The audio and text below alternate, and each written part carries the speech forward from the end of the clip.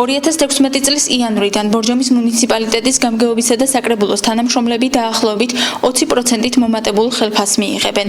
აღნიშნული საკითხის საკრებულოს ხდომაზე განხილვას ხმაური მოჰყვა. საკრებულოს დეპუტატმა საქართველოს ლეიბორისტული პარტიიდან გიორგი გიუაშვილმა აღნიშნულ საკითხს მხარი არ დაუჭირა და დეპუტატებს ქამრების შემოჭერისკენ მოუწოდა. 2015 წლის ბიუჯეტით ბორჯომის ბიუჯეტი დამტკიცებულია 2.800.000-ზე მეტი სახელფასო ფონდი აღმასრულებელი ხელისუფლების გამგეობის და საკრებულოს ხელფასები. არ იკმარეს ეს ამატონებმა ეს მსუყე პრემიები, დანამატები და დაამატეს განუსაზღვრელი ხელფასები. აბსოლუტურად ყველას მოემატა თითქმის ხელფასი საკრებულოსაც და გამგეობასაც.